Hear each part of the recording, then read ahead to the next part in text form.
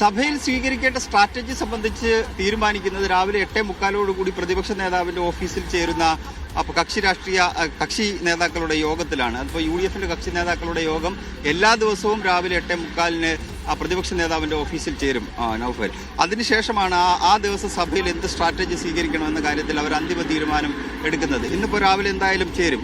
പക്ഷേ നമ്മൾ കഴിഞ്ഞ കാലത്തെ നിയമസഭയുടെ ഒരു ചരിത്രം എടുത്തു കഴിഞ്ഞാൽ നയപ്രഖ്യാപന ദിവസം ഒരു ദിവസവും കണ്ട് മാത്രമാണ് ആരിഫ് മുഹമ്മദ് ഖാനുമായി ബന്ധപ്പെട്ട് വലിയ തർക്കങ്ങൾ നിലനിൽക്കുന്ന ഒരു ദിവസം മാത്രമാണ് പ്രതിപക്ഷത്തിന്റെ ഭാഗത്ത് നിന്ന് ഒരു പ്രതിഷേധം ഉണ്ടായത്. അല്ലാതെ നയപ്രഖ്യാപന പ്രസംഗത്തോട് സഹകരിക്കാതിരിക്കുകയോ അത് അലങ്കോലമാക്കുകയോ ബഹളം വെക്കുകയോ ഒന്നും ചെയ്യുന്നൊരു രീതി നേരത്തെ പ്രതിപക്ഷത്തിന്റെ ഭാഗത്ത് നിന്ന് കണ്ടിട്ടില്ല.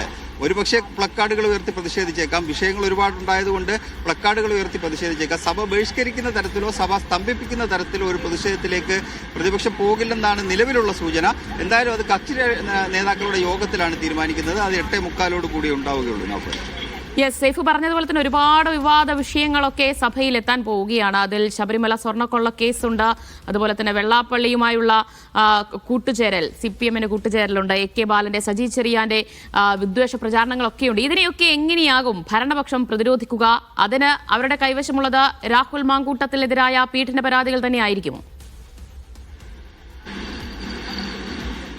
അല്ല, ഓരോ വിഷയങ്ങൾക്ക് ഓരോ ബദൽ തീർത്തിട്ടാണ് അവർ വരുന്നത് എന്നുള്ളതാണ് നമുക്ക് അറിയാൻ കഴിയുന്നത്. എന്തായാലും ഒരു തരത്തിലുള്ള വിട്ടുവീഴ്ചയ്ക്കും തയ്യാറല്ല ഭരണപക്ഷം. കാരണം ഈ സഭാ സമ്മേളനം തീരുന്നതോടുകൂടി ഇലക്ഷനിലേക്ക് ഇറങ്ങുകയാണ്. അങ്ങനെ സഭയിൽ തോറ്റു കൊടുത്തിട്ട് ഇലക്ഷനിലേക്ക് ഇറങ്ങുമ്പോൾ പൊതുജനങ്ങൾക്ക് മുന്നിൽ എന്തെങ്കിലും മറ്റൊരു ചിന്ത, പ്രതിപക്ഷത്തിന് മേൽക്കൈ കിട്ടിയ എന്തൊരു ചിന്ത ഉണ്ടാവാതിരിക്കാൻ വേണ്ടി അടിക്കടി തിരിച്ചടി എന്ന് നമ്മൾ സാധാരണഗതിയിൽ നാട്ടുപുറത്ത് പറയുന്ന പോലെ അടിയുണ്ടാവില്ല.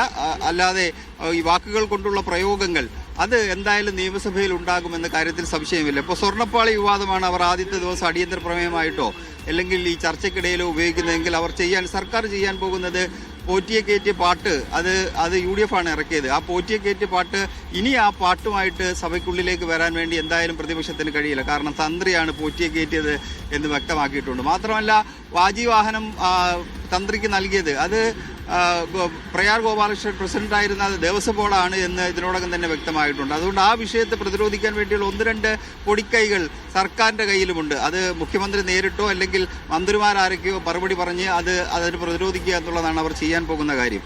രാഹുൽ മാങ്കൂട്ടവുമായി ബന്ധപ്പെട്ട വിഷയം അത് കഴിഞ്ഞ സഭാ സമ്മേളന കാലയളവിൽ അത് വേണ്ട രീതിയിൽ അങ്ങനെ ഉപയോഗിച്ചില്ല. കാരണം ഈ പ്രസംഗങ്ങൾക്കിടയിൽ ചിലത് പറഞ്ഞു പോവുക എന്നതിനപ്പുറത്തേക്ക് അതിനെ വലിയ വലിയ വിഷയമാക്കി ഉയർത്താൻ അവർ തീരുമാനിച്ചിരുന്നില്ല.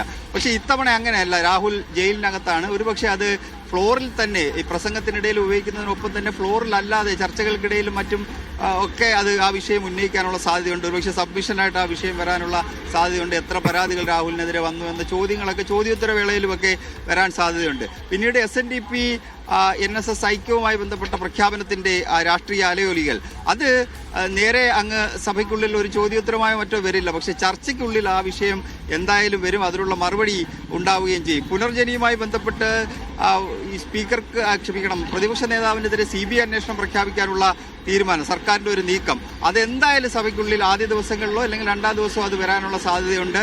അത് കേന്ദ്ര സർക്കാർ അന്വേഷണ ഏജൻസികളെ രാഷ്ട്രീയമായി ദുരുപയോഗം ചെയ്യുന്നു എന്ന് പറയുന്ന CPM ആണ് വിജിലൻസിനെ ഉപയോഗിച്ച് പ്രതിപക്ഷ നേതാവിനെതിരെ CBI അന്വേഷണത്തിന് തുടക്കം കുറിക്കുന്നതെന്ന രാഷ്ട്രീയ ആരോപണമായിരിക്കും പ്രതിപക്ഷത്തിന്റെ ഭാഗത്ത് നിന്നുണ്ടാകുന്നത്. സർക്കാർ ഒരൊറ്റ മറുപടി പറഞ്ഞ് അതിനകത്ത് നിന്ന് ഊരുമായിരിക്കാം. അത് വിജിലൻസിന്റെ ശുപാർശയാണ്, അല്ലാതെ സർക്കാരിന്റെ ഭാഗത്തു നിന്ന് വന്ന ശുപാർശയല്ല എന്ന മറുപടി പറഞ്ഞ് അതിനെ പ്രതിരോധിക്കാൻ വേണ്ടിയുള്ള നീക്കങ്ങളായിരിക്കും അവരുടെ ഭാഗത്ത് നിന്ന് ഉണ്ടാകുന്നത്. അങ്ങനെ ഓരോ വിഷയത്തിനും ഓരോ ബദൽ അവർ തയ്യാറാക്കി വെച്ചിട്ടുണ്ട്. അത് ഓരോ ദിവസം എടുത്ത് പ്രതിപക്ഷം എങ്ങനെയാണോ ഉപയോഗിക്കുന്നത് അതേപോലെ എടുത്ത് ഉപയോഗിക്കാനാണ് തീരുമാനിച്ചിരിക്കുന്നത്. നൗഫൽ, ദിവ്യ.